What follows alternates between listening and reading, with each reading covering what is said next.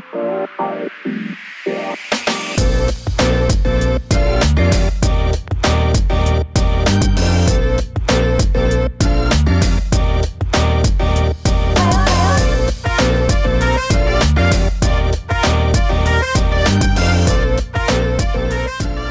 to the Identity series, where we discover the truth about who we are and the truth about who God is.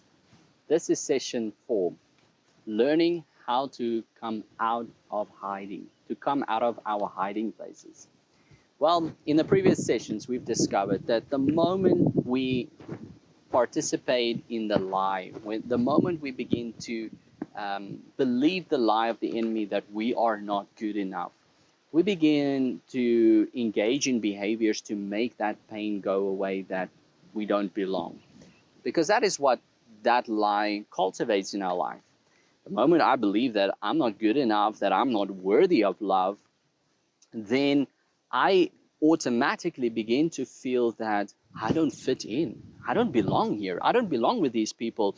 I need to do something in order to fit in. And just like with Adam and Eve that we saw in the Garden of Eden, covering themselves with fig leaves, they tried to engage in a behavior to make that shame or make that pain go away, the fear of rejection. All right? And in order for us to actually begin our journey to seek God, to experience the freedom that love brings into our life, we need to abandon our hiding places. And these hiding places sometimes looks like idols. And the best way to explain what an idol is something that demands your attention, demands your worship. It demands your resources, your time, your energy, everything.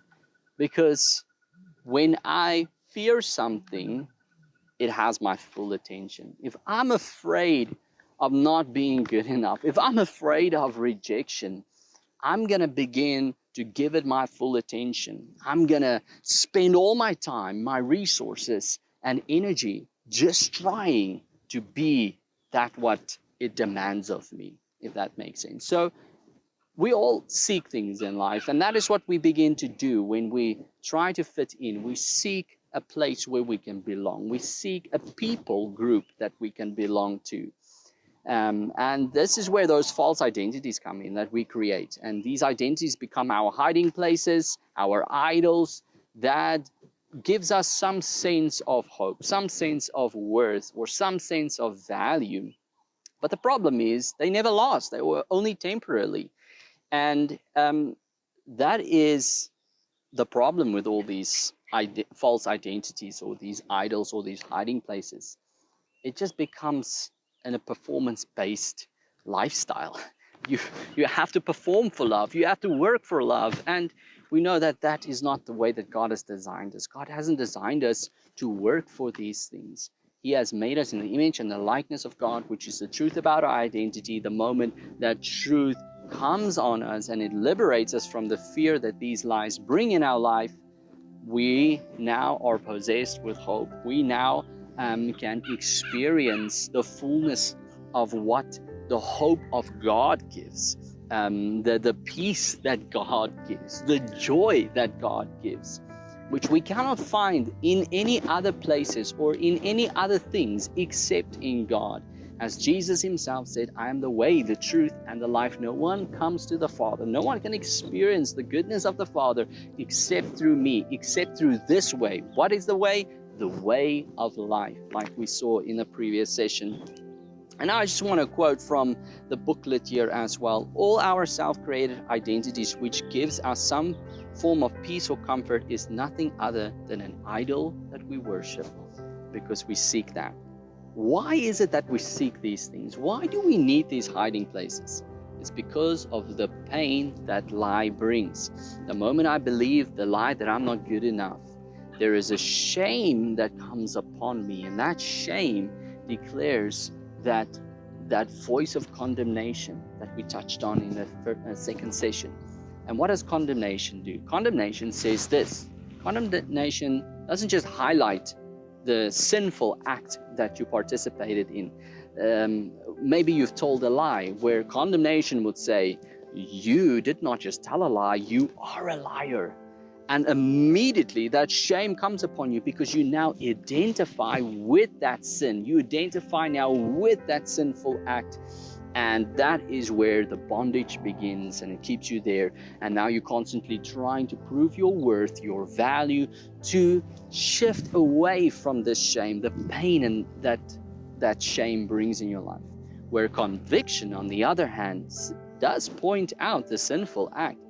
But instead of just calling you a liar, the conviction of the Holy Spirit points you towards the truth. It says, hey, you are living below the standard that I've called you to. You are a voice of truth. I've called you to be a light in this world.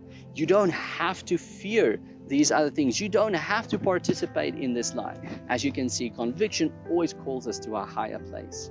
So that's the problem with these hiding places, is we never deal with the problem inside of our hearts. All right, so this is what happens is we believe the lie. It invites fear in our life because we are afraid of this pain, because pain hurts. Nobody wants pain in their life.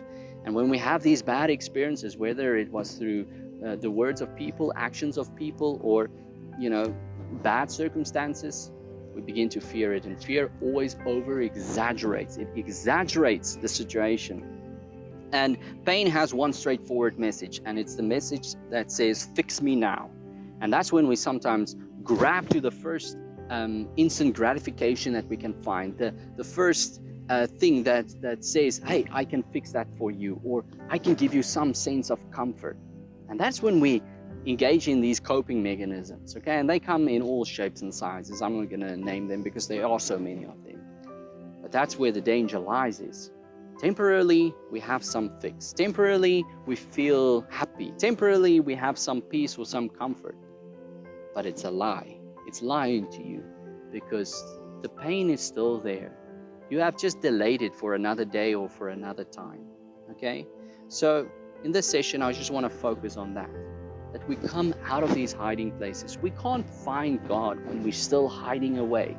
We actually need to face our fears, face the problems inside our hearts, and take that first step of faith by saying, God, I'm trusting you that you now are my comforter, that you now are my hope, that you now are my peace. And in doing so, I abandon this hiding place, I abandon these things, and I take that first step. All right? So I want to leave you with this. How do we let go of our hiding places? We begin to live a life of asking, seeking, and knocking. Okay, and we'll look into that in the next session, how you can begin to take this first step out of your hiding place by following the instructions that Jesus gave us, by asking, seeking, and knocking. Thank you for watching.